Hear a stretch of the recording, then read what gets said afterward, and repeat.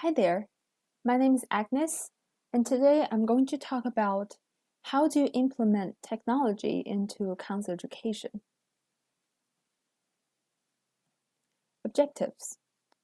This session, I'm hoping that you could learn some technology resources available for use in counselor education. I will try to present and demonstrate different types of technology that may be beneficial in your teaching. And I would also talk about some ethical guidelines for incorporating technology in counselor education. Literature review. First of all, there is not really much literature on the specific topic. So I found that some students, especially those of a younger generation, they really appreciate their professors if they could use some kind of technology in their class.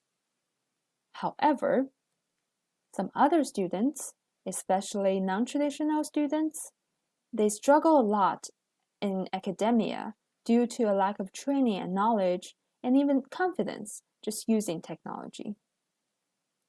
One example of using technology in counselor education is distance supervision.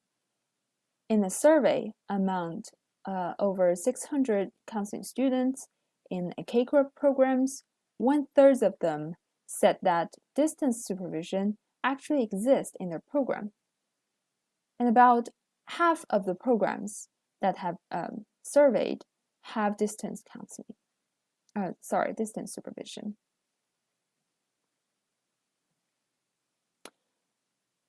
I really want to introduce you the ACES guidelines for online teaching in counselor education. I didn't really know about this until when I was preparing for this session, and it turned out that ACES really have very detailed guidelines with examples and some discussion questions that can guide you through to protect you from making some ethical mistakes of using technology in counselor education, and I found it very helpful. There are several different sections. The first section is institutional support. This one talks about what institutions need to do to provide an inclusive online learning environment for all the students. And it also talks about how instructors can promote the success of all online learners and in their online courses. It touched on course quality, which refers to the elements that the curriculum and courses need to embody to ensure that online programs and online courses facilitate the education of all learners. In order to do online teaching, faculty needs to have some type of skills and training necessary to promote the learning of all students. And grievance procedure refers to the elements necessary to provide students with the opportunity to seek redress when they have concerns about the program, the course, and the instructor. They also talk about research, like what field of counselor education and supervision institutions, faculty, and students need to do to ensure the effective and appropriate delivery of online programs and online courses. And the last one, ethics. The ethical issues that the field of counselor education and supervision needs to consider as it engages in online learning. I highly recommend you to search for these guidelines because I think you will also find it helpful. The first type of technology that I'm going to talk about here is maybe think about play music before class and during breaks to create more of a relaxed classroom environment, encourage some conversations. I don't know about you, but I remember sitting in a big classroom and I hate to be there like early because it was just very awkward. People don't talk to each other. Everyone's total silence. Or if they talk, they're like whisper to each other. It feels really weird. So one thing that I would recommend is you actually play some, you you provide some kind of noise, but some good noise like music. Okay, so one of my professors, he likes to play music ahead of or before we start class, and it actually very helpful. Because of that music, we were not afraid of talking to each other. We were able to talk to each other loud so that everyone could listen, and we were also able to discuss maybe some of the homework or the readings that we have read during this week with our professor. It really creates a difference. But when you are doing that, or before you do that, you want to make sure that you select appropriate music ahead of time. You don't want to go to YouTube and just play a random music playing list, and every now and then you would hear like McDonald's or KFC's some new feature. So you don't want to do that. You want to spend some time and prepare for the music that you're going to play. And one thing about multiculturalism is that you want to choose diverse music to play. You may want to play different types of music um, from across the world. If you have international students in your class, you may want to, I don't know, just talk to that student to see what type of music do that students listen. Uh, so it's just some little tip, but could make a big difference. Okay, the second one is to play videos in class to facilitate in-class teaching. In the literature, a lot of people talk about how playing movies or short video clips can be beneficial to their teaching.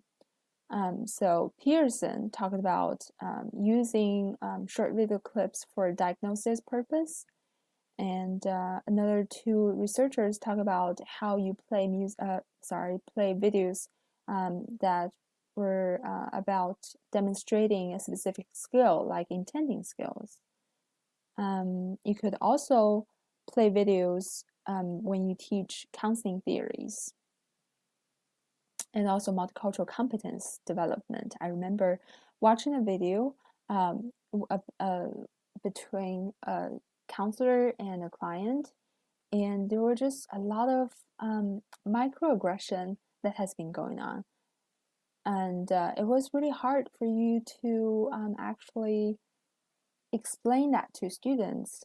But if you play the video, students were able to understand microaggression a lot better. I have an example here. One of my favorite movies is Silver Linings Playbook. I'm gonna play the clip and then we can talk about it later.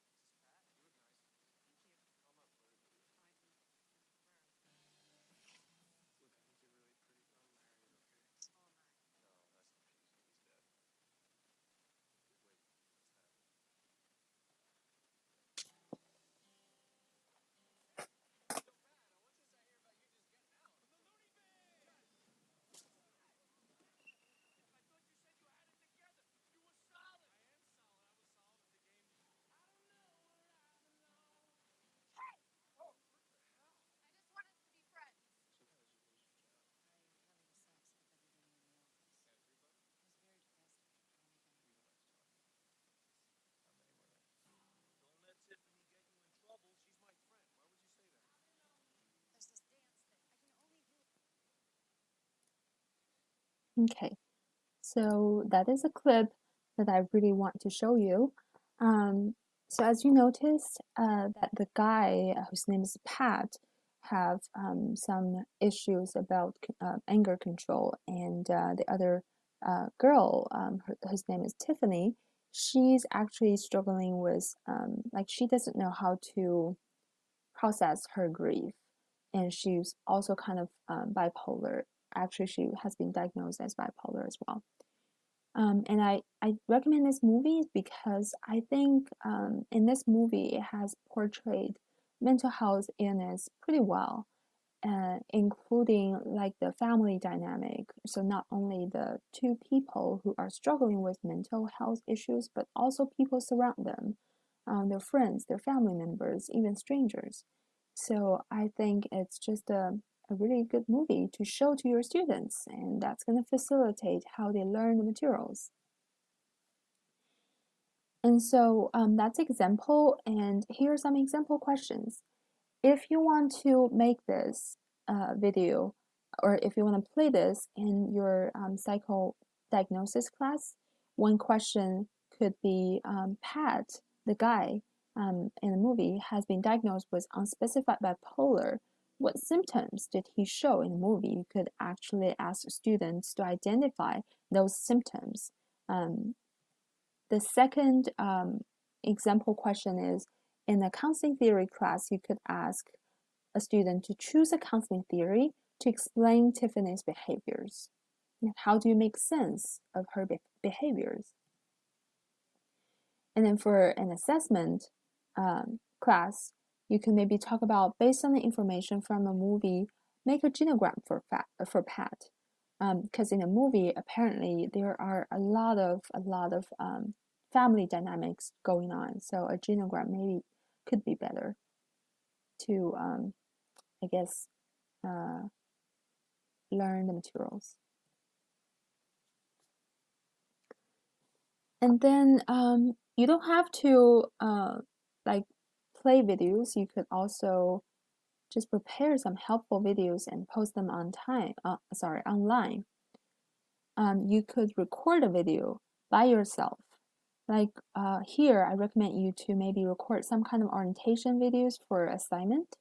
So I have a professor, he has been really helpful in just recording some of the assignment requirements for us to watch so that we can watch over and over again. He will be very specific to tell us what exactly does he want. You can also record your class for students who have missed your class. So we were talking about recording. What are some of the tools? The first one is PowerPoint slide recording, which is the one that I'm actually currently using right now. And if you want to learn more about this, you can just shoot me an email, and I guess we can communicate it better. But this video has been recorded by PowerPoint. You can also spend some money on something called Camtasia. It is a very good video recording program. It has a lot of wonderful features. You can pause, stop at any time. You can edit it. You can add a lot of other things onto it. You can control the audio, the video. So it's just a very good tool. However, it does cost you money to purchase a license. And then for a quick recording, you can use WebEx, and we will talk about WebEx more later. Some of considerations are, so I really recommend you to play video on your class rather than just talk about the materials. Like students would feel like it was really dry to just talk about it without actually seeing it. Also, like for me, I am a very much visual learner. I really need to see it to actually memorize it and comprehend the materials. You want to prepare your videos ahead of time. Resources are out there, and so it is your responsibility to select the right ones for the students. But remember, it takes time to select the ones, so you really want to prepare it ahead of time. This is very basic, but you want to know the uploading requirements, like the size. If it's 5 gigabytes, you don't want to create a video like too big. If you do want to do that, you will also need to know how do you press your video in maybe a zip folder. And then you want to make sure that the quality of recording is pretty good, especially the audio part. It could be very frustrating if you have a great picture, great visual things, and you don't have a very good audio, like people can't really hear you. You also want to make sure that students have the access to the video posted. Due to different technological reasons, students may not be able to access the video. Sometimes it's the browser, sometimes it's some other reasons. But if you cannot help the students, it's okay. But you just need to direct them to the right people who can help the students, maybe provide them the number of the IT guy. And then at last, you want to make sure it's ADA compliant. So this, I have an example later. We can talk about that as well. Next one is to use web conference for guest speakers and distance learning. You can have a real-time conference with people. So one thing that another of my professors has done for us is that she has invited speakers from long distance, from overseas or all across the country to have a Skype meeting with us in class, which was very helpful. So I highly recommend that to provide a different perspective for your students and also provide resources for your students. So some of the common video platforms are Skype and Google Meet and WebEx. I think most people are familiar with Skype. Google Meet is a very good option. It is different from Google Hangout in that Google Meet allows you to have more people. It maybe like 24, more than 25 people, and it also creates high definition videos. WebEx is just, I think it's very easy to actually have a video conference, but also record it at the same time. So here I can show you how to use WebEx.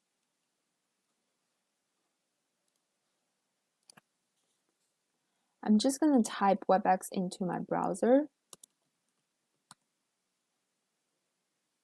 So in order to use it, you want to make sure that your institution have purchased WebEx. I come from Texas A&M Corpus Christi, and our institution does have WebEx. And so I'm a student still.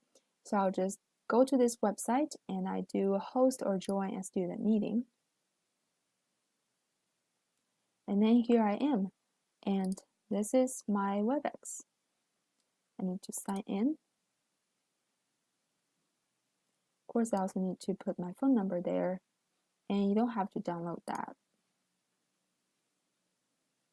Okay, so this is the home page of my WebEx. I can simply click on Start Meeting.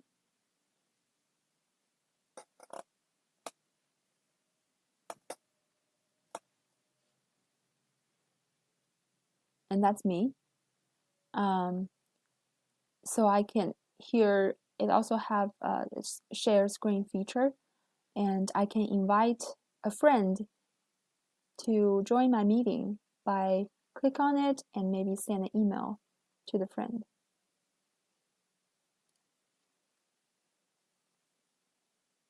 And if I do share screen, you would see that my whole screen has been shared. And I can, of course, just go back so that it's not really sharing my screen. Okay. I can also just press record, and then it's going to ask you to create a file. I'm just going to do maybe number 1, and then this is your little recorder panel. You just hit the red button, and then it's started recording. You can share the screen, go back, you can also stop. And then if you go back to your desktop, here is my recording.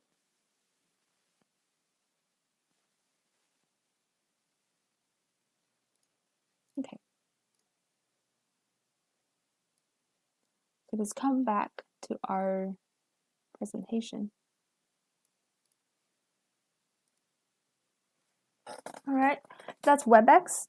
I think it was a quick recording because you could have the conference and record the conference at the same time. It's pretty easy and time efficient. For distance supervision, I have heard people using Skype, using Google Hangout or some other platforms, but I really highly recommend you to use HIPAA compliant platforms. Some of the platforms are DoxyMe, TheraLink.com, WeCounsel.com, VC, Regroup, and I think one person from the conference also mentioned Zoom. So these are all some very good options for you to use to do distance supervision. Okay, let's move on. Okay, that's my little animation.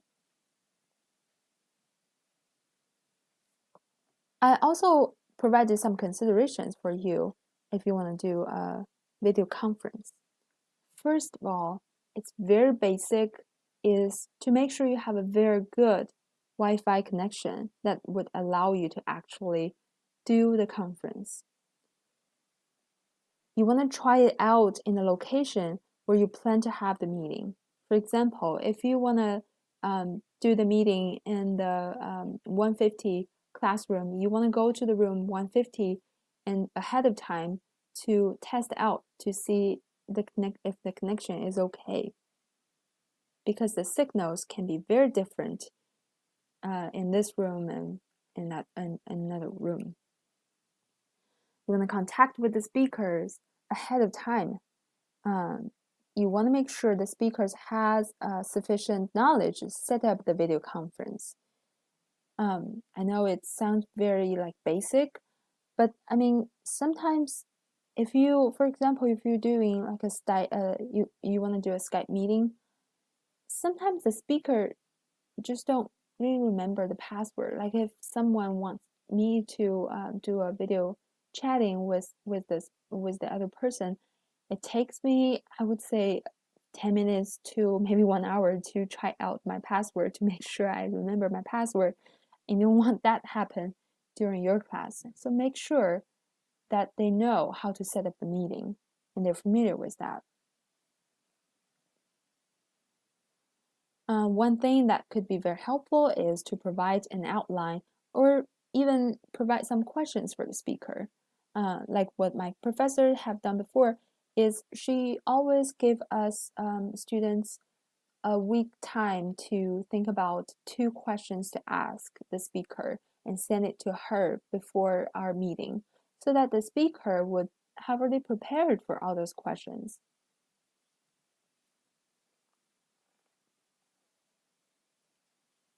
And then before you start the meeting, you want to evaluate to see if there are any kind of risks. For example, if it is your counseling processing class and you want to have a Skype or speaker via Skype, and students are going to talk about maybe sensitive issues, you want to tell your students ahead of time that there may be some risks because this is not a HIPAA or Skype is not a HIPAA compliant platform. So make sure you don't share any really personal information, things like that, because counseling is a very special profession.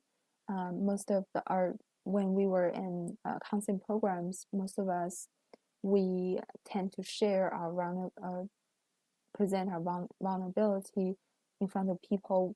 Some students may be very open to people without even thinking about some risks. It is teachers' responsibility to remind the students to safeguard their own confidentiality.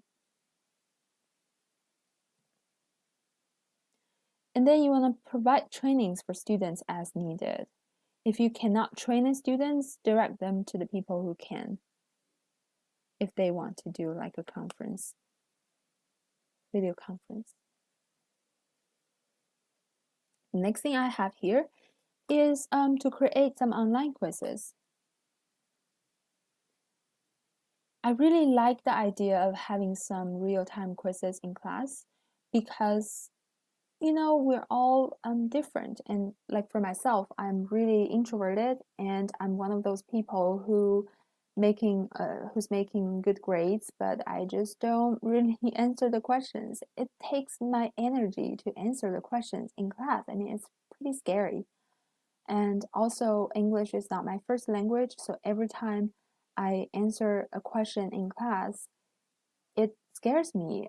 I don't know if my pronunciation was correct or not. So I think real-time quizzes is a really good way to get your students involved, get everyone involved. And some of the softwares or websites are Kahoot and Poll Everywhere. Here I can show you both of these sites. For Kahoot, oh, by the way, both of these are free. So this is my Kahoot webpage, and this is the question that I created for this session. It was very simple. You just enter your question, and then you can let people play it.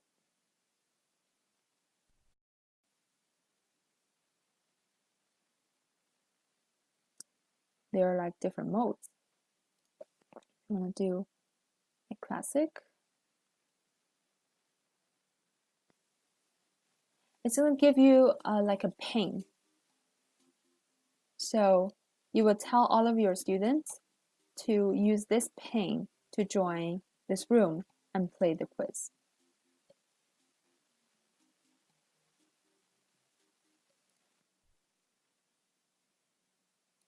And that is Kahoot.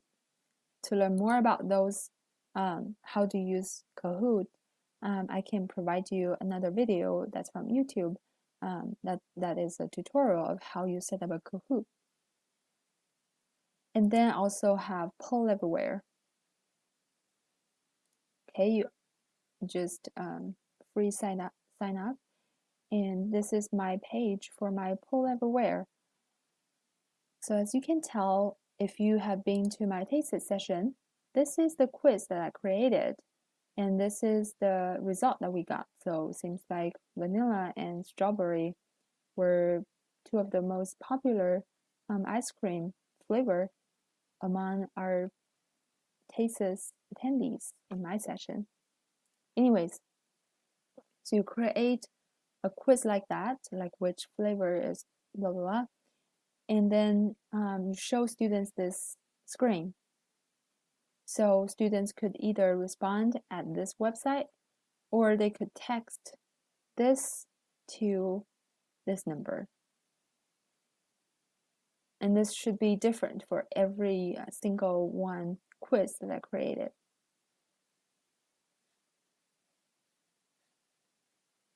I will also provide you another tutorial for how to do Poll Everywhere.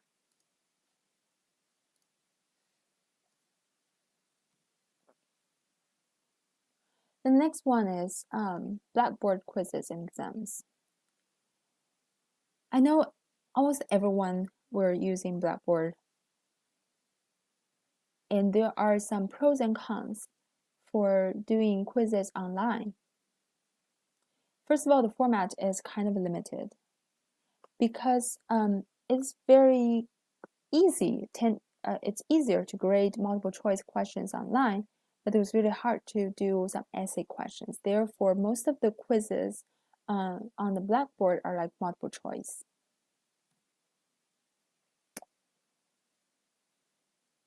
But one thing that's good about Blackboard quiz is that it has provided some flexibility for students to take, because remember, all of our students are graduate students, and grad students are busy. We have multiple roles, or they have multiple roles. You can set up the quiz in a way on the Blackboard where they can take it anywhere. If you open the window, if you allow your window to be opened in multiple or different times, they can even take it anytime. It could also provide immediate feedback if you want. So if you're going to do a quiz, I again highly recommend you to provide some feedback whenever your students have chosen a wrong choice, so that student would know, okay, it's wrong, and I also know why I made this mistake, why this option is wrong compared to the other one. It takes more time to create your quiz, because just because you not only need to come up with the questions, the answers, but you also need to put them online and decide a lot of features of your quiz.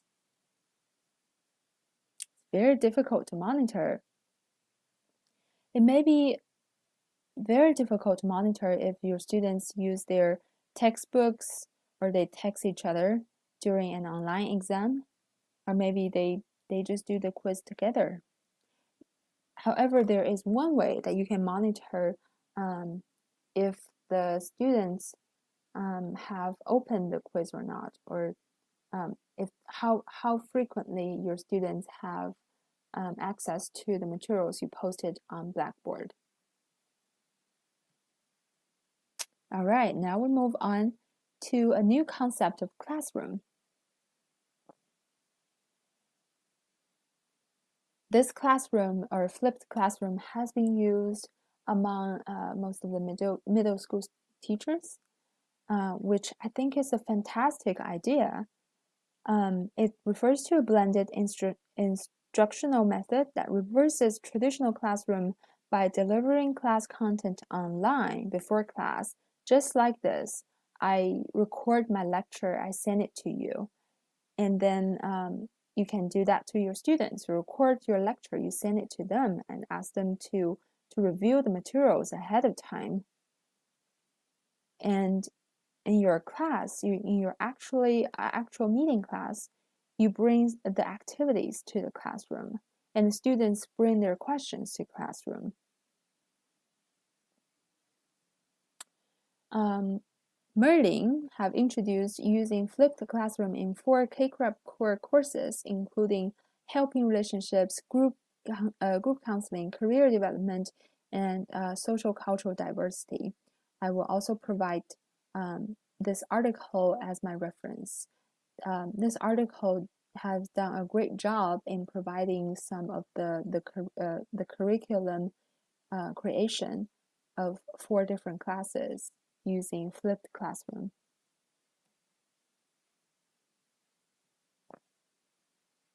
And this is just a chart that I created for y'all to compare the differences between traditional classroom and flipped classroom. So again, before class, in traditional classroom, students are assigned readings.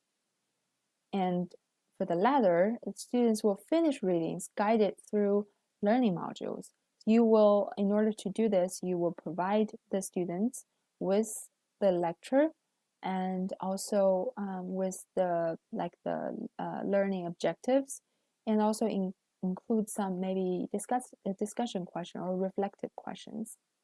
And students do all of these things before the class. They study before class. And at the beginning of the class, in the traditional classroom, students have limited information about what to expect. They don't know what's going to happen in the class. In other words, they don't know how to prepare for that class. And then the instructor makes assumptions about what will be helpful because the instructor has no clue if the students have read the materials and where they have questions. The instructor just go there and teach. Whereas in flipped classrooms, students come with questions in mind, and the instructor could are aware of where students may be confused. And then during the class, in the traditional classroom, students just try to follow along, and the instructor tries to get through all the content.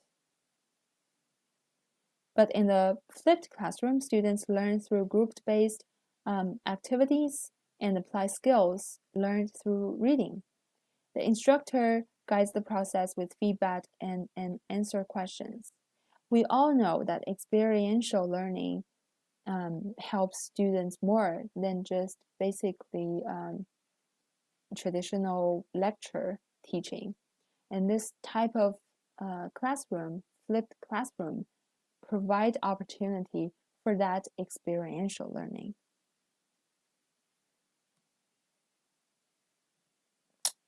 I have some final considerations for special population, like people with special needs, such as people with the visually impaired students. Actually, in our program, we have a student who are blind, and we didn't really have too much experience working with students who are visually impaired.